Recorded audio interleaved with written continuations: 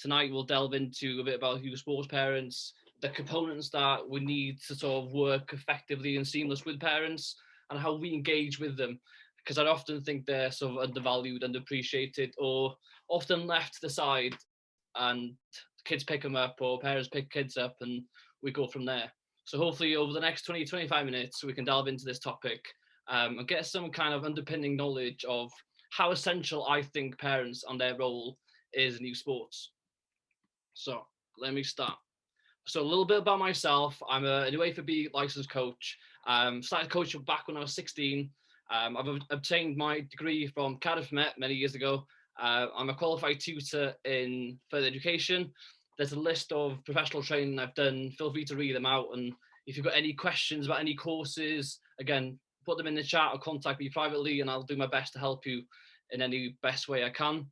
Currently, I am a head coach for Llandudno in the Welsh Academy Pyramid, and I work professionally in social services. So there's an array of skill set there that I've managed to sort of accumulate over a period of time. And I think that's really helped me develop as a coach and how I view parents and their role.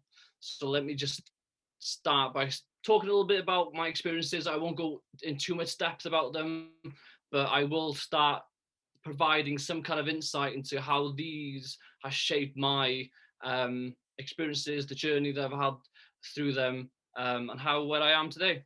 But this then has led me to start the Sporting Influencer. If you don't know about it already, it's a free resource that includes blogs, interviews, tips, everything you need to know about youth sports parents and the youth sports environment, and everything is for free. So go and check it out if you need to. And then I've got a massive thirst for knowledge about coaching, sharing session plans, resources, tips, and everything you need to know. So I started the Sporting resource on Twitter. Again, everything there is for free, and I share everyone's work. There's no favoritism. Everything is shared on there at a free expense. And lastly, I started a graphic design company recently on Instagram and Facebook, basically designing personalized designs for people where profits go to a charity. Hopefully this just provides a glimpse into my background, where I've been, what kind of person I am, and how I've sort of progressed on my coaching journey. There we go, next on. But before, I think we've all sort of placed a disclaimer in one of our presentations this evening, but I just wanted to make it sure that everything that is mentioned and suggested tonight, it has to be considered in depth. It has to be considered responsibility, that not everything that I say is hearsay, and it applies potentially into your context and your environment. So just be aware of that, and I don't take any risk for anything that you sort of implement in your environments.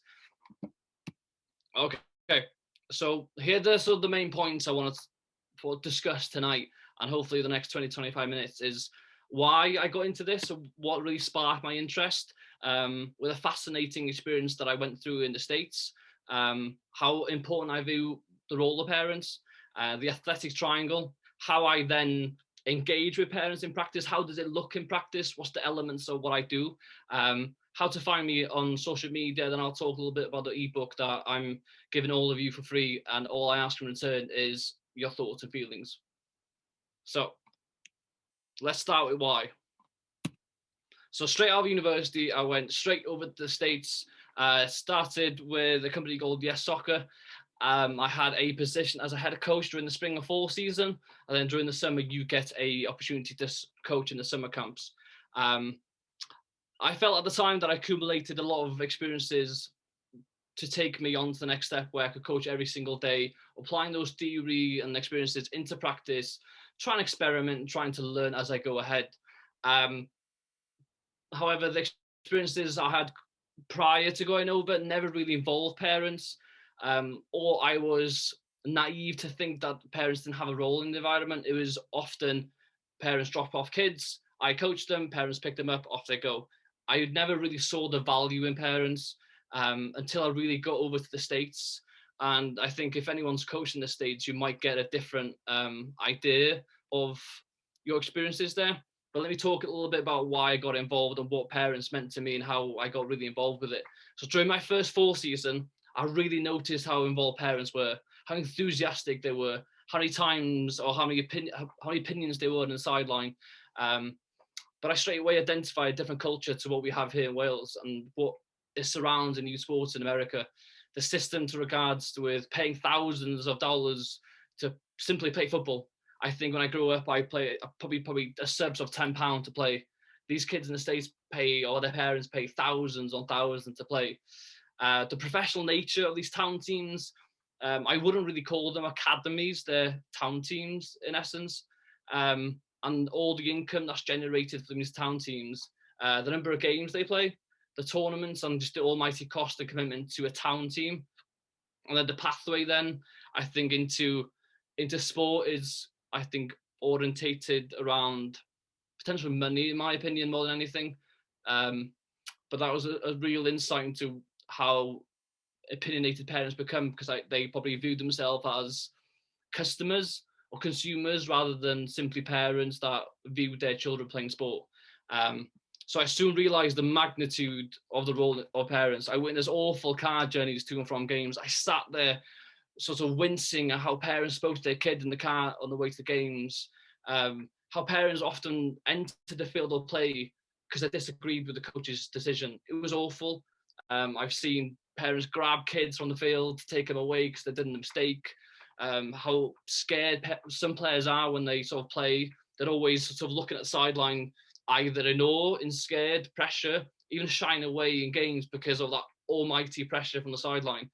So it really got me interested, and I thought any approach that I put now, I had to be confident, but I had to be innovative, but again, careful with any approach. So here, I've gone through in this presentation some tips and resources of how I do it. We'll get to that as we go through the conversation. But let's delve into some of my major experience in the States. And some already know, some might be surprised. But the first two teams I got in the States, everything clicked. We felt like a family. Everything worked fantastically well. But once I got back in the spring, I got a new team, and everything then started to look a bit different. So I had a prior knowledge of this parent group and this new team that they were a bit tough. They had a one way of playing. They played long ball. Best players played all the minutes. Players were pigeonholed into positions. Parents kept shouting on the sideline, instructing even at the opposite instructions of the coach. And it all tied into an all-winning mentality at U10. And that's not how I view youth football or youth soccer. So when I got the team, I wanted to really get an understanding of how parents in that team viewed soccer or sport. So I basically gave them a questionnaire, simple questions, not too long. I do want to bore them to death, but simple questions of why they think their children participated in sport, what their child wanted to achieve from sport, and why their son or daughter continues to turn up to practice every single day. 3 simple questions, and I was surprised. I basically got those questionnaires back before the end of the day, uncompleted. She didn't even bother to hand them out.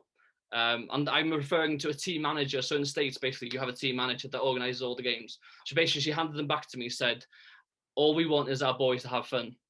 And I really thought to myself, on one side, you know what, this is a fantastic start. I've got parents on board. But then the other side of me was like quite suspicious. Why did she ever put them out to anyone?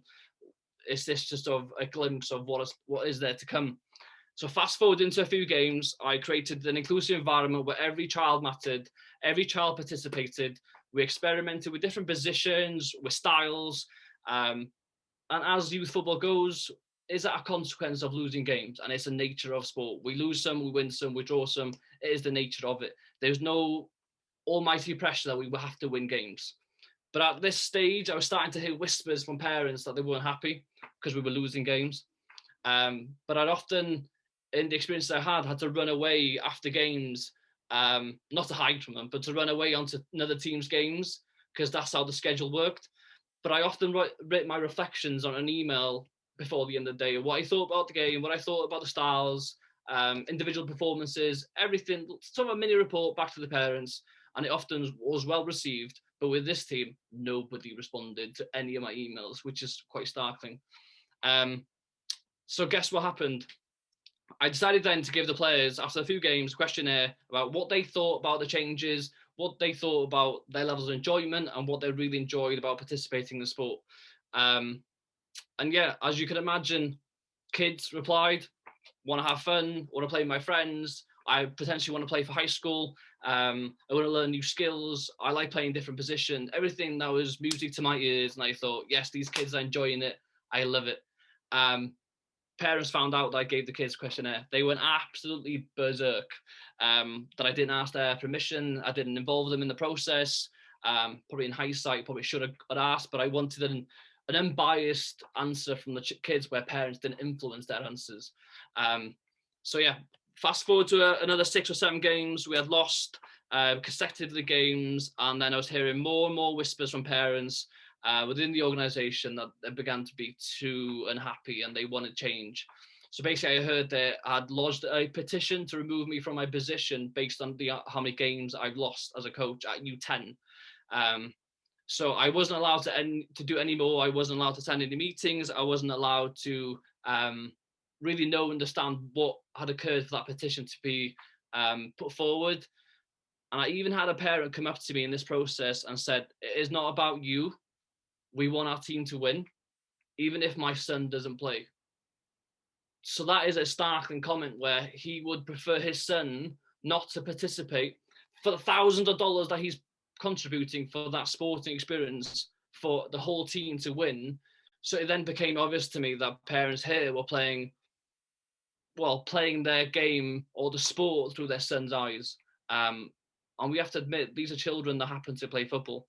And it's their game. It's not our game. It's not their experience in terms of parents. It's the children's experience. So in reflection, I did enter this role with a negative outlook because of the prior knowledge I had. And I tried to change many variables probably too quickly and didn't engage the parents as much as I would have with the information knowledge I have now. But this was one of the most difficult times as a coach that I've ever had, to be removed as a U10 coach, or in a better words, be sacked as a U10 coach for losing games, for sticking to our principles where every kid mattered, every kid participated. We experimented with styles. We weren't a team set up like Man City or Bayern Munich or anything. We just experimented. But I think through difficult times, it's helped me then to better understand more than before, which has then led me into all this. This is why I got into parents. So I think that has given you a sort of a context into a startling experience that I had that really opened my eyes to you sports parents. And probably you can all relate that you had a difficult parent group, and maybe this has intrigued you a little bit into parents and how we can engage them. So hopefully going through the presentation and tips and resources I gave you tonight, hopefully we can further the conversation again somewhere else if needs be. So I want to really start into the role of youth sports parents.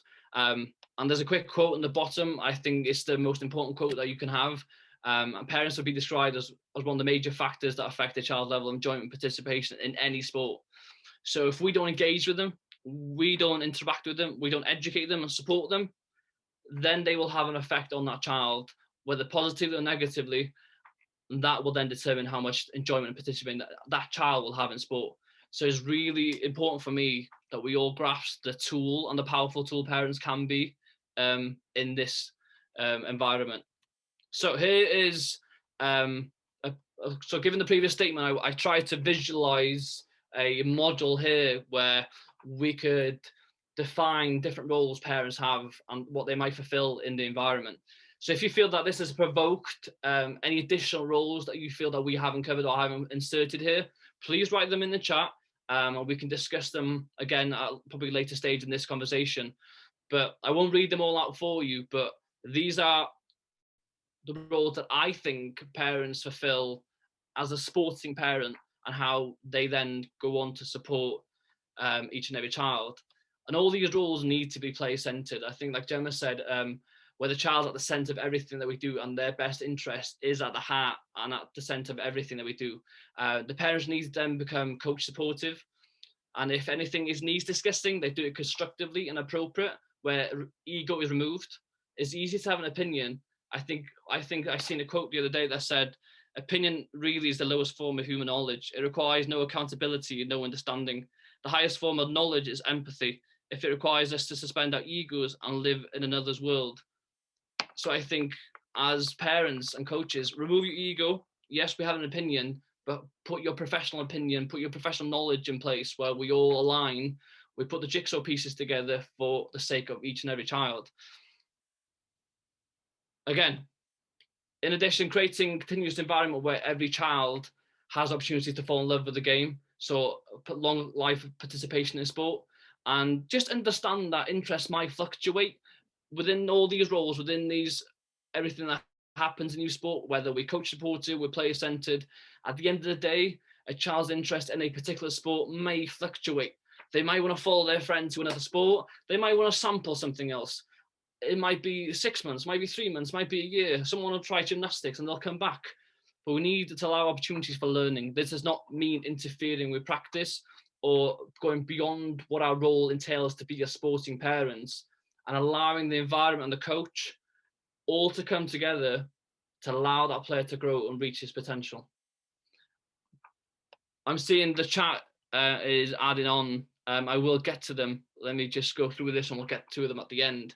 I seen on Facebook the other day, the Rising Champions posted a later build post to this, and it said, when your child frustrates you or when you want to jump in and fix things, just ask yourself, what does my child really need to learn in this situation, and what is the best way for me to help them learn it? Is it to jump in? Is it to interfere? When you do exams in school, are parents in the back shouting you to write a certain number in a math quiz or math test?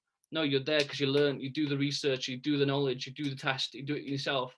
Is independent. Yes, we can facilitate the environment, but we have to allow them to struggle, to go through a period of growth in order to learn. It isn't a linear process where every kid will shine. We have to allow them to struggle in order to grow. So hopefully that gives you the gist of the different roles parents could have. And I know parents wholeheartedly have good intention, and sometimes that good intention is lost in emotion. But that then emotion generates needless pressure. We put an avoidable psychological strain on our children whilst they participate when there's no need to. They're children simply playing a sport that will allow them to grow towards their potential, whatever that might be. I know certain parents consider and they appreciate the long-term narrative of player development and the importance of participation and enjoyment in sport. I know parents understand that, but I think, like I said, to go back to the initial statement, is often lost in emotion. Parents are the most powerful tool within a development of a child's life. So we take that into a sporting sense. Parents, like I said, before we even started this presentation, are too often underused, undervalued, and are viewed often as intrusion or deterrent. I recently played against Liverpool Academy, and I asked them, how is your interaction with parents? And they said, we don't. They're basically over there. We coach your children. The parents pick them up and take them. And that was their method of interacting with parents. That might have changed. I went to study at Wolves, and I did a study visit at Wolves, and I asked them the same question. Parents are up on a balcony. They don't interact with them until it's a IDP meeting, or it's a sort of a well-being or any kind of meeting with parents. But in terms of engaging them in the environment, it's very minimal. And it surprised me. So yes, we're fighting against the grain here where it's easier to push them to a side, but I think the benefits simply outweigh if we really engage with them.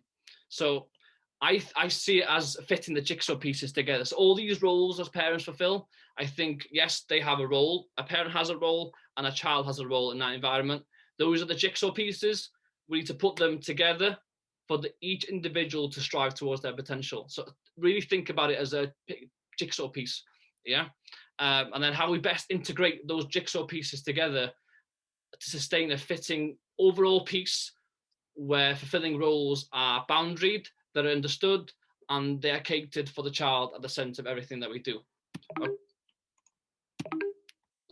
Let me change the slide. There we go. So this, for me, is, I took this from John Wooden's Pyramid of Success, where I used the concept, but I changed different elements of it. So for me, yes, tactical elements of the game are fantastic. Yes, we need to develop them.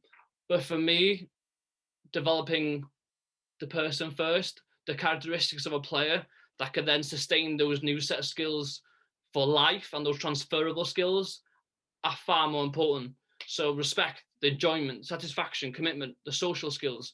I think if we fit all those jigsaw pieces together as a parent, as a coach, as an organization, as a child or a player, we can work towards these where all these are aligned. We're all teaching the same thing. We sing from the same hymn sheet. We are not telling one kid to, yes, if someone does this to you, you react in this way.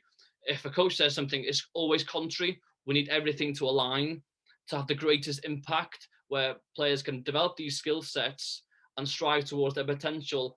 And that is unlimited. We can't really put a cap or a roof on a potential. It's whatever a child needs it to be. Whether that's long life participation, that's a Premier League footballer, whether that's a football coach, we need to create an environment where we allow players to reach that potential. And then if we get those skill set in the pinnacle of this sort of pyramid of success, those tactical elements will come into play. But we really need to focus on the player, but the individual first and foremost, to allow these skills to come to fruition.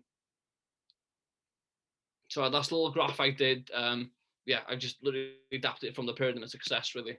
So when we talk about a team's context, I spoke about those jigsaw pieces. Imagine your team now. They're 10, 12, 13 different pieces of jigsaw individually put together, where it all represents one player. And that star then represents each and every potential of a player. So to create a team, one jigsaw piece is one player, but we need to connect every single jigsaw pieces together to create a team culture. And if we don't do that, I don't think we create a culture of a team where it can be successful. Yes, we can define success in different ways. It can be, depending on the age and whatever you want to do, it might be winning, it might be competing, it might be the fundamental skills, it might be something, but we need a team where I work in a big team in work. For the skills that I didn't adopt in football or growing up in the sport, I probably wouldn't have been as a team player that I do now in work. So it always transfers into sort of life in general. So like I said, these quotes around, they are often things we've mentioned before. But we need to find a balance that brings the greatest impact and support between athletic environments and home environments that facilitates these individual transferable skills and that are applicable to sport, like I said, and more importantly, for me personally, I'm not sure what you guys think, but for life. Yes, a sport is great, and I think the guys mentioned it before we got on. This pandemic really has taught us the greater essence of sport. It's more about wins or losses. It probably becomes about well-being and mental health, about developing skill set, seeing friends, socializing. All those, for me, we go back to the previous slide, are far more important. And I think, again, this pandemic's really emphasized that more than the tactical elements of it. Yes, they're important, but I think developing interpersonal skills are, again, a lot more important. So with engagement and willingness to partner with parents, we're not telling you that everyone's as an island. We have to partner with parents. That's the key term there. We have to partner with them. And as a result, you have then the potential for everyone to become, hence the cliche, sporting influencers. Okay, I tried to put that in there. Nice. That greatly affects all the overall experiences in sport and the child that might experience. Okay. We then move towards a sort of an ever-evolving, positive, constructive, collaborative environment between parents, coaches, and players, where the emphasis is placed on developing people first, players second, and the key characteristics within the child's toolbox.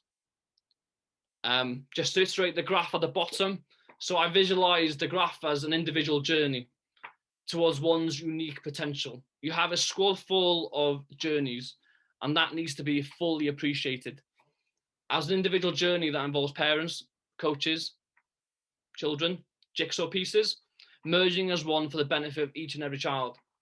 This could then be an underpinning approach towards facilitating a powerful team, inclusive and competitive, excited prospect of lifelong participation with skills that they can apply to life. I think, again, the bottom element, we develop people, we build potential, we compete, we then have lifelong participation in sport. And throughout that, yes, we have enjoyment that fluctuates, but those key characteristics have to be in place. Just a little experience from me, my playing background, I think it touched on what Gemma said a little bit. I didn't start playing sport until I was 11, and I really got embedded into a win at all cost mentality. And before the age of 18, I really fell out of love with sport.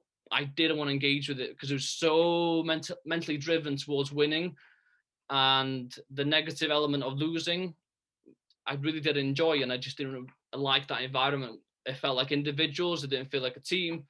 And I don't participate in sport now. I coach, but I coach from perspective of what I learned before and what I want to change and how I want to view the sporting environment now. So this leads beautifully on to the athletics triangle. And many have heard of it, many have not. So let's just delve into it a little bit. So as we mentioned before, it's imperative that we have all these key stakeholders that work together, the jigsaw pieces.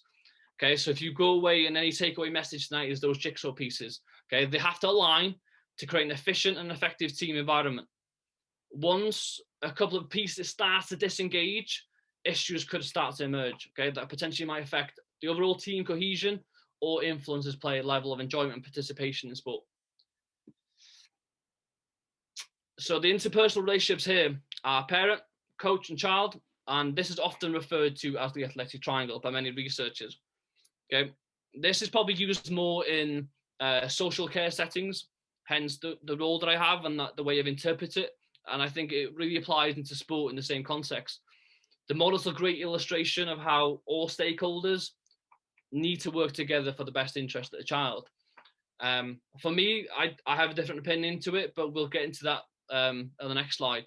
But coaches and clubs need to dedicate enough time to engage with parents in a continuous relationship that each individual's athletic triangle for each theory to become a successful in practice. So go back to the pieces of jigsaw. We need to work on each piece of jigsaw in order for the overall picture to come together. Whether it's 1,000 pieces or 10 pieces, we need to put it together. Yeah. So the model's a clear statement that puts the needs and desires of each player firmly first. So there's quite of quotes and research quotes around the model here, but we all have our interpretation. But let's just delve in quickly into why I think the athletic triangle works in practice. So it creates and maintains the three-way professional relationship. Yes, this is boundaried by the environment, but I think someone put it in the chat earlier. Don't be afraid to get to know the child and parent on a personal level. Get to know their job. Get to know what they like. Get to know the world around them. What's their accomplishments? Really respect what they've done. Really get an eye for who they are as people. Often we just turn up to a football and go, yeah, hi, John. Yeah, bye. And that's our relationship with people. We'll get into the tips and the things that I engage with parents shortly, but going back to the why athletic triangle works, it does create and highlight the expectations from the organization's point of view or a coach on what needs to be done for the sole benefit of the child. Again, another key message. Okay, and it decreases the risk of any issues or concerns. So if we all align, all our pieces of jigsaw comes together, it does reduce issues or aggressiveness or parents being opinionated and they want to hold you by the neck. Probably seen that in the States. So if we all align with them, they will come to you openly, wholeheartedly, calm, with a decent demeanor and ask you, do you know what, Kyle hasn't played in his best position yet. What do you think about playing with here? And it's a real insight into knowing their insight. So it becomes more of a discussion, not my opinion against your opinion, and ego takes us apart. It creates an open communication between everyone where everyone is on the same page. Everyone sings from the same hymn sheet. So that's my model. And I want to delve now into what I think, how I would adapt it. And I've basically taken this from a coach education learning model and really adapted it really. So this becomes more of a learning cycle, an ever evolving learning cycle. And I want to, like I said, develop from the notion of the athletic triangle and how we can then apply it into something that can continually happen without that just three triangle. Okay, so let me talk a little bit about it.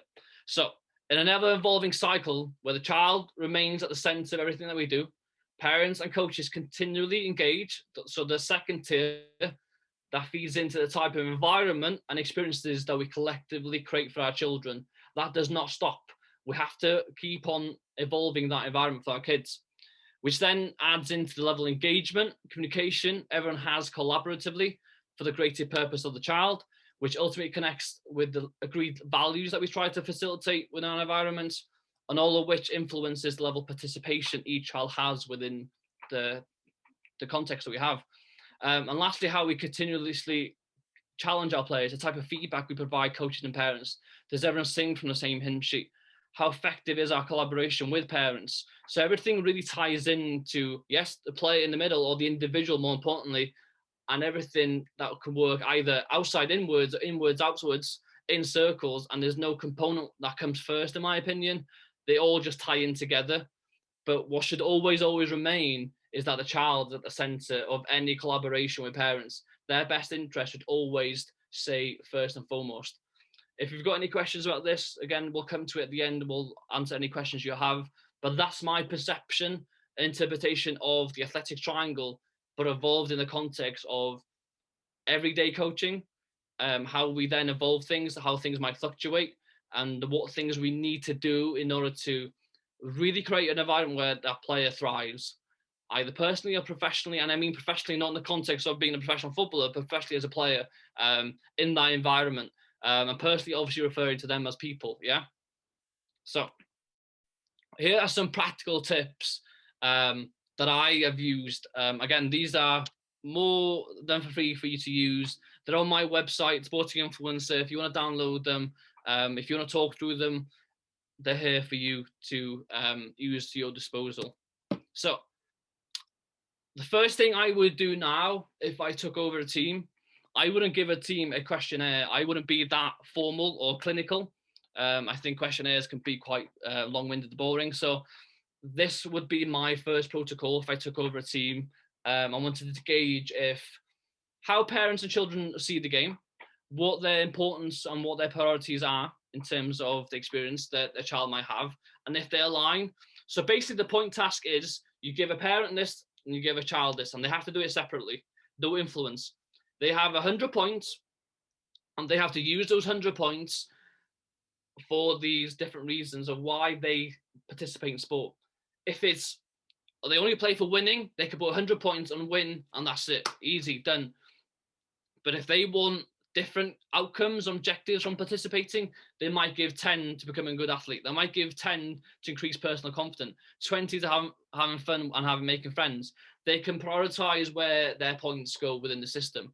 You can then have the parent do the same, why they think their child participates, and see if they match. You'd always see a massive contrast where parents have greater points given towards where there's outcome-based, and kids do it because of their overall well-being, their lifelong participation skills and life skills. We can then go, okay, if your child wants this and this is their objective, we have to align with that. We have to respect their autonomy to decide what they want from the sport. And I think, yes, I know some of you are thinking, yes, this can fluctuate from time to time. There's nothing stopping you doing this every 6 months to see if they're aligned again, if they've changed. Do it every season. Okay, it is a game. I've done it with kids in America, and parents are really surprised. And this then creates a powerful opportunity for that discussion to happen, between parent and child. The coach isn't even there; it's at home, but you facilitated something outly where you're not there for that child to have autonomy of what he thinks or she thinks what they want from sport, and that parent has to respect that. If that doesn't, that obviously there's another conversation to be had, but this is a great starting and underpinning foundation where you could really capture a child's thoughts. Again, like I said, it will fluctuate. So that's one thing I use with a team. The second part is I devised this model from different research and different kind of written work and interviews I've done, but I give this parent model to parents, hence the name. I will give a child and a parent, again, separately, an idea of where to rate their parents without judgment. And you might think, my God, this might create arguments at home. But I've never had that. Okay, you create an environment where this is purely for the child's sake, for their opportunity to thrive in an environment. And I don't mean that in terms of wins, okay? I mean that in terms of thriving towards their potential. So a child might think, you know what, my parent right now, my mum and dad on the sideline are probably a critical level, okay? But I want my mum and dad to be a gold. I think, again, that creates such a powerful statement, a powerful conversation to go, wow, okay, a parent might then be self-identified as, I need to change. So again, coaches, you don't have to have the major conversations and look like you are trying to change so many things or influence your sort of values on other people, but unconsciously you're doing it from outwards, where you're facilitating it, you're scaffolding the environment where parent and child can have a powerful conversation, identify where there needs to be. Even children on match days can have this and go, today I want parents to be gold. And you can go with a diplomatic view where the team says, I want parent group to be gold today. I've done this on a game in America where we had this with us. We have parents behind us in like a team talk kind of huddle. And I asked the children, okay, out of these model, where would you like your parents to, and what behavior characteristics would you want your parents to have today? And they would have a combination, maybe silver and gold. Maybe they would have critical because they might want to see how that feels. It worked. And the biggest thing I did in the States with one team, they really didn't capture the essence of how they made their child feel whilst they were shouting from the sideline. And this is a brave move, and I've been complimented, and I've been, I don't know what the word is. I'm English second language, so we'll just go with complimented. I basically, on my practice evening, I got parents to play against parents, and I got the kids on the sideline to act as their parents. So reverse their roles. The parents played, and basically their child had to replicate what they viewed their parents to act on game day. Whether that be shouting from the sideline, whether that be coming around the goal to shout at their goalkeeper, whatever they thought their parent would behave as on game day, they had to replicate it. There's actually a video on my website that shows that. And basically we had a reflecting session then at the end of, okay, how did that make you feel? And we had 40, 50-year-olds saying, you know what, I couldn't really think of where to pass the ball, who was behind me, it was so loud. It was a powerful message where parents realized, you know, this has a really almighty impact on how I behave on game day. And it quickly changed. Yes, you might be thinking that could really be detrimental to my parent group. So that's why I'm that disclaimer at the start. Really consider your context, your environment, and how that could then implement it, and how that could be implemented and reacted and so forth. But it worked for me. It's just a one opportunity. You might even just show the video for them on my website. It's up to you, okay? But that model is there. And here are some other key tips that I do now currently with my under 16s, okay? So before every training session, I allocate 20 minutes before and after where parents know they can come to me and welcome to discuss any questions, anything that they might have to talk to me. I live about 40 minutes away from practice, so I get there super early. Yes, we might have, you guys not might have the privilege of time, but it might be 10 minutes after practice. Really think about staying behind 10 minutes. And you might disagree where parents might get too much involved, or they want to insert their opinion on you. I'm not talking about a football essence. I'm talking about them coming to you to see you as a person, not simply as a coach. Okay, coming to speak to you about how your day. They come to speak to you how did Kyle do in training today? How did Sean do in the game today? And it's just a brief conversation, but it's powerful. A WhatsApp group, many you will have already, and you use it in different ways. But develop a WhatsApp community, parents and coaches. With my 16-year-olds, they're on there as well. And you create a platform where they communicate logistically information. You send philosophies, any learning material you might have, you put it in there. Parents will read it unconsciously. They might not read massive dissertations, but just put a little post-it in there, put a little quote in there. Okay, try and slowly and gradually apply the philosophy that you want to play and create in a group chat. Okay, and this could be, I know time is a privilege in some capacity when we get back on the grass, hopefully one day, or we're all safe. It could be a voice message. It doesn't have to be a long text. Really think about how you can really take advantage of technology. Okay, I need to get really used to the voice messages myself. Google, if you probably know, in the education system, a lot of kids have Google Classroom. So this year, I really developed a Google Classroom account of our team. So basically I know they have it in school, so it's not a big new thing that they have to sort of add to. So our team have a Google Classroom account, or a pin or a folder portal where I upload different resources for them. Again, I've inserted the parents on there. So every time they download the app, they get a notification to say, Richard Cashman has uploaded something to Google Classroom. They will click it. They will read it.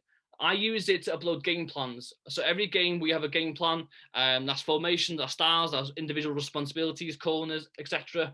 Parents read it. I get messages then after training. Oh, I've seen Kyle or Shan or something is on corners. I love that. Why have you changed the free kick takers? They really read it. You could put individual objectives on there so they know what their son or daughter might be trying to implement on game day. So they might not be opposite to what you want to do. Okay, YouTube. Something I really want to get into this year is when I took over the team, instead of sending a big long email, I have a big TV behind me where I can hook it up to my laptop. And I basically did an introduction video via a YouTube video to my parents. They saw me, they heard me, they got to know a little bit about me, and it wasn't just done over words or an email. So try and utilize different platforms. YouTube, there's many resources on YouTube that fantastic coaches around the world are doing analysis and quotes and videos, webinars like this. Send them the link. Send them on WhatsApp. Send them on Google Classroom. Use the platforms. Post-match, sometimes I try and involve parents in the post-match discussion, what I thought about the game, what I thought about the overall style of the opposition, how I think the team performed. And that is something that I want to include them because of the car journey home and to from games. Or the coach said this to you today. Or the players don't misinterpret something and then go home and say, oh, coach said I didn't play well today. So if you involve the parents in the post-match team talk or the post-match discussion, reflection, okay, again, we're singing from the same hymn sheet. Feedback, excuse me, just get a sip of drink.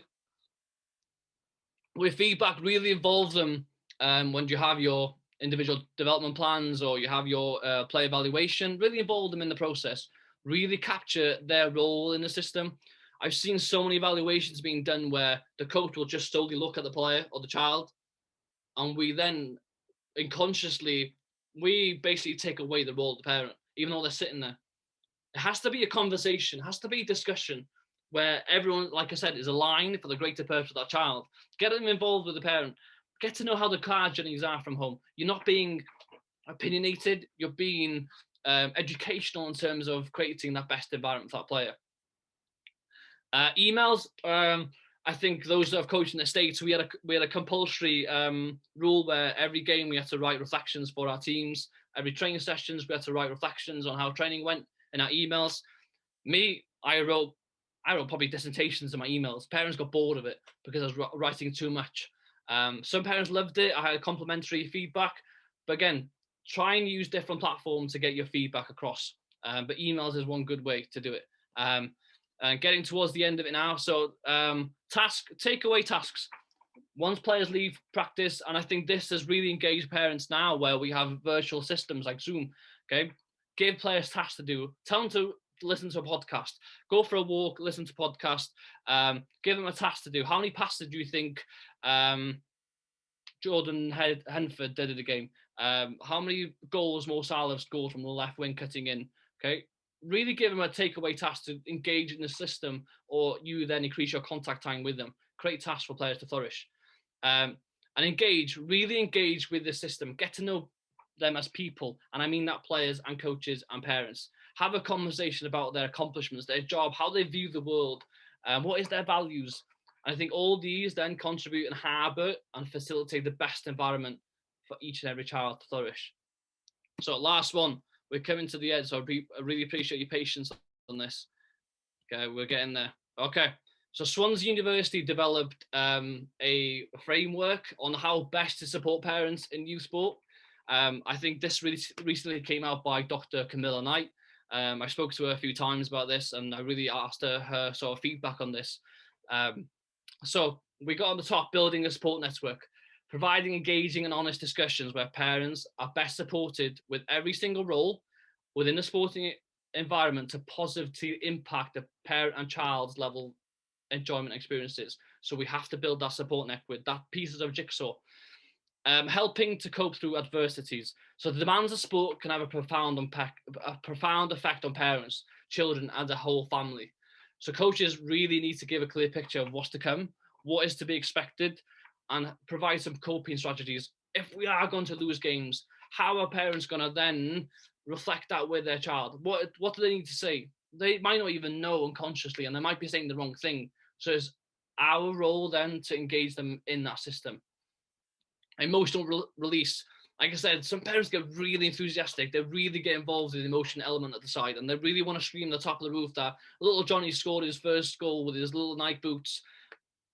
But take your time to control that. So parents, they need to engaging, and they need to understand interacting with various experiences and challenges may assert different emotions. So we need to find strategies to make them control them and make the overall experience more satisfying for everyone. Individual learning, again, we have to engage with parents for that interacting and opportunities for learning to grow. And like I said, if we engage with them for learning, and we're not meaning this in a distorting way or demeaning way, everyone's experience is then enhanced. Sharing knowledge, you guys have an enormous amount of knowledge that parents might not know because they're not involved in sport. I spoke to one parent the other day, and they didn't even know the rules of sport. They didn't even know the teams of sport or the systems. And we take it for granted that all these parents know everything. Some might do. Some might have an opinion because they've watched Liverpool for 20 years and they think they're Pep Guardiola from the side. But they're parents. So share your knowledge with them. Collaborate with them. So the feedback that you are giving them in that environment aligns for the development of that child. Communication between the athletic triangle, we've gone through that. And the reflectiveness of it. Again, the more knowledge you share with them, the more engaging you are with them. When they reflect with their son or daughter at home, it becomes more purposeful. If we don't, imagine the conversation that they have at home. Johnny, you played rubbish today. I don't think the coach really liked that. How do they know that? If you really engage with them and your feedback gets back to the parents or you involve them in the process, they will say the same thing. They will know how to respond appropriately. And parents will then facilitate the reflective process when it comes to discussions. They might not impart the knowledge, they might facilitate the conversation. And that is key. So we're coming to the end. Social media, feel free to follow me. If you scan these QR codes, it will take you straight to my pages. So the Instagram page, the website, the sporting resource. If you open your camera on these logos, a drop-down menu or bar will appear. Click it, it will take you there. So any questions? Yeah, fire away. Thanks, Richard. That was really good. I probably speak for everyone on the chat right now when I say that everyone's had a different experience with a parent. I know I have with sort of under 9s and the 10s, and even with under 14s in the US, I had different kind of experiences there. So I know and can reflect and can take a lot of information from what you've said, which is absolutely brilliant. Can you, Richard, can you just go back one slide for the QR code? Someone was trying to take a picture. Yeah, there we go. Yeah, scan them. Yeah, you don't need to take them on there, and I've got a couple of questions for you. So I won't keep everyone too much longer. I appreciate everyone's been on here for ages. Yeah, appreciate everyone's time. Question number one, which you've probably answered. How essential do you find engagement with parents to be? So how, if you were taking a new team now, what would your step be for taking with parents? What's your first step? My first step would be engaging with them, whether you use a different platform. I'd like this season, it was an introductory video of me. Not me as a coach, not me, this is me, I'm away for B, this is me, I'm Richard, this is my job, this is what I've done. I look forward to meeting you. A brief introduction, but really gave you a glimpse of me as a person. You're reminding them start as a coach. Reminding them as a person. Yeah. Yeah. I started with me as a person, and I got really good feedback from parents on an email to say, it's really nice to meet you. I can't wait to meet you and learn a bit more about you. It was engaging on a personal level.